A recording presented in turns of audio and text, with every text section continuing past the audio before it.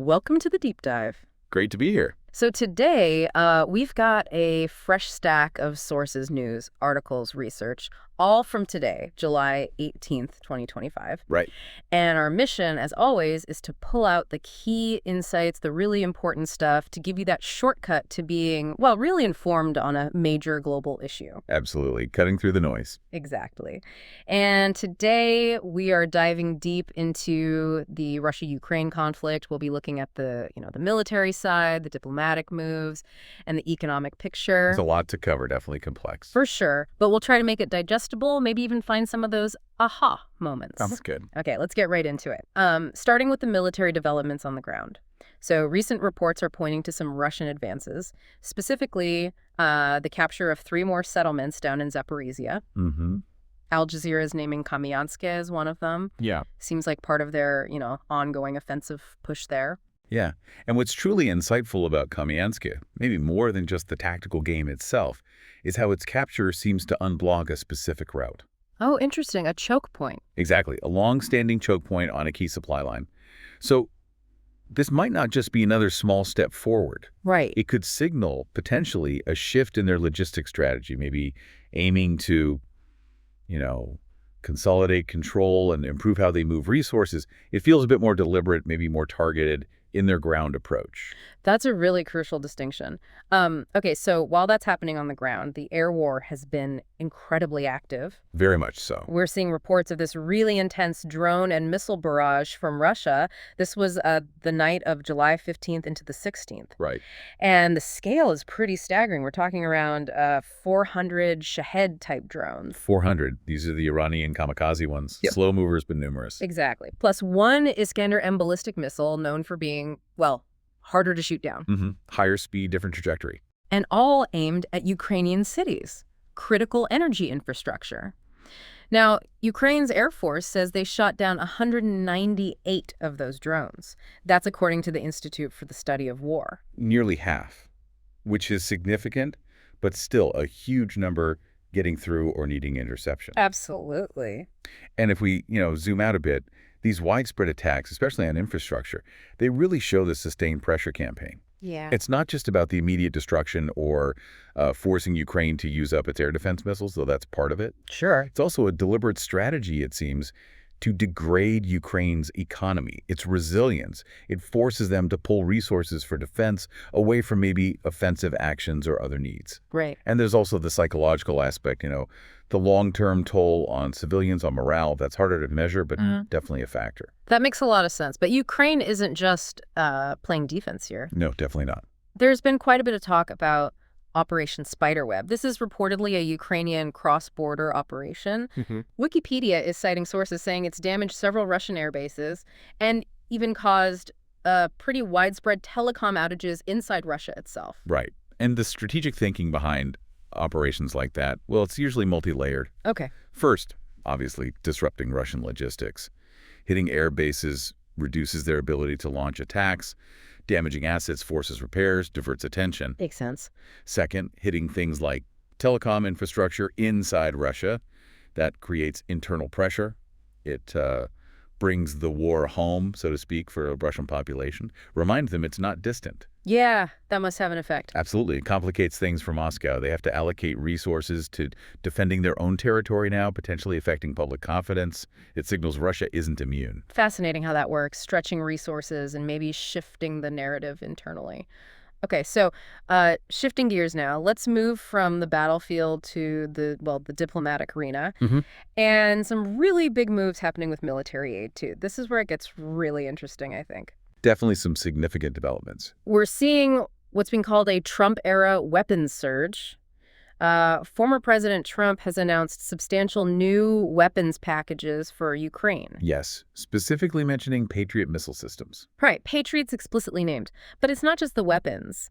The U.S. is also setting, get this, a 50-day ceasefire ultimatum for Russia. A hard deadline. Yeah, and threatening secondary tariffs on countries still buying Russian oil if the ceasefire doesn't happen. The Guardian reported on this. It feels like a major escalation in pressure. It really is. Let's break that down. The Patriots, first off, are a significant upgrade for Ukrainian air defense. Against those kinds of barrages we just talked about. Precisely. They offer a much better capability against ballistic missiles, like that Iskander, and potentially more effective against drones and cruise missiles, too. It could really shift the air war dynamics. Okay. And the ultimate... Well, the ultimatum is clearly trying to force the issue diplomatically, putting a clock on it, adding serious economic teeth with those secondary tariffs.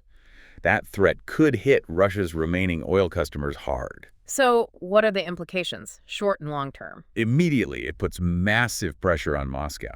But the big question, the really important question, is how will Russia react? Do they see this as a, genuine chance to talk? Or just an unacceptable demand? Like backing them into a corner. Exactly. And historically, Russia often pushes back harder against ultimatums. So it's a high-stakes gamble. It could speed up talks, or it could just entrench their position even further. Risky. And we already have their initial reaction, right? Moscow's response was pretty fast. Yes. CBS News says they've just dismissed it, flat out. Called for diplomacy, sure, but labeled the ultimatum itself totally unacceptable. Right.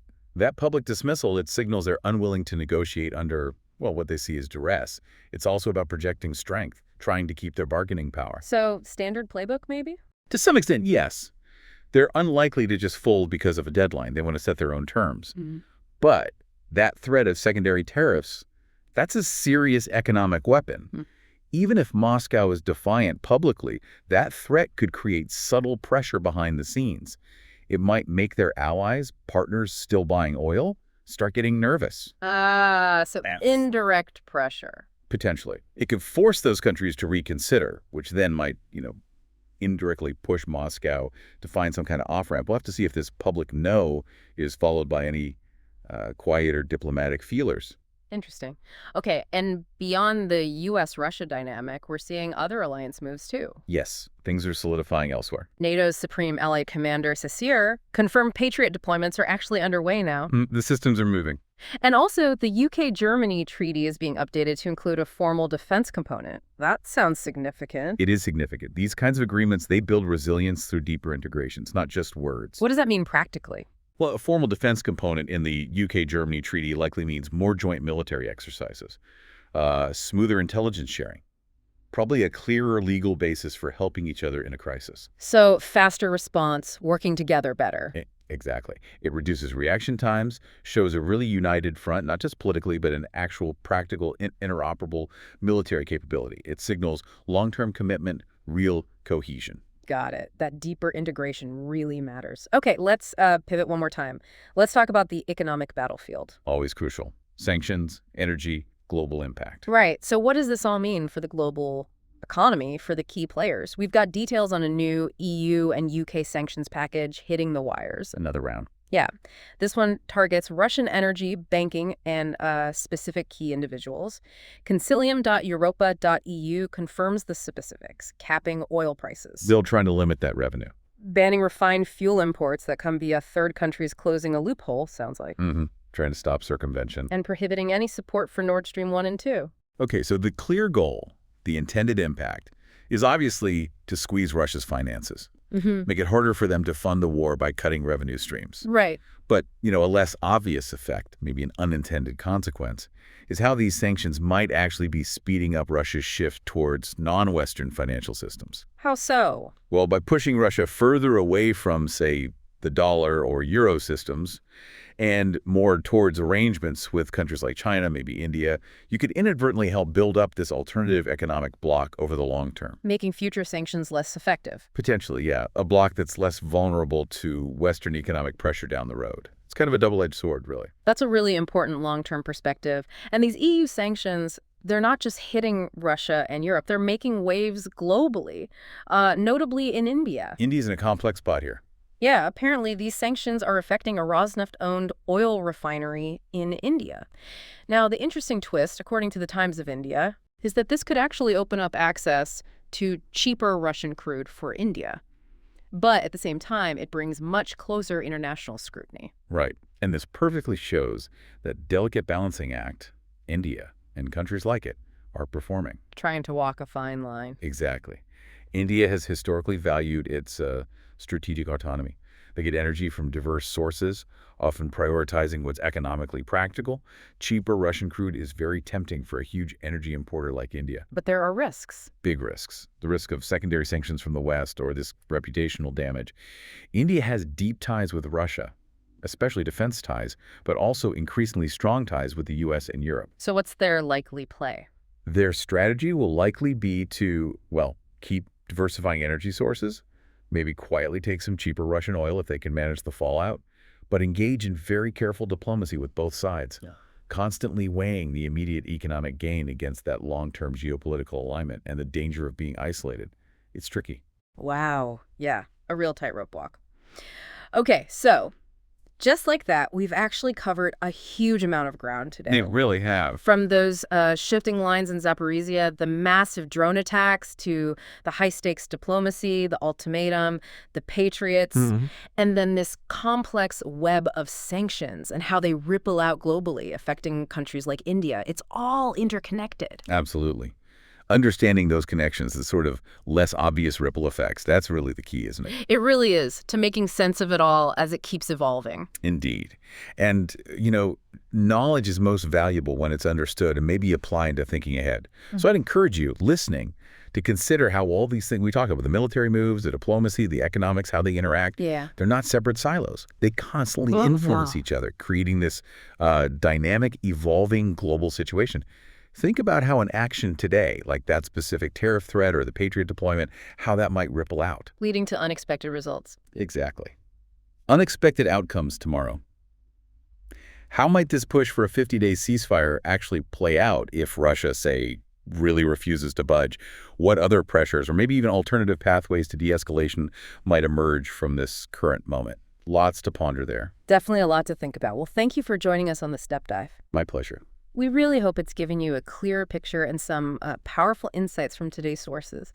Keep watching these developments because, honestly, your understanding is the most powerful tool you have.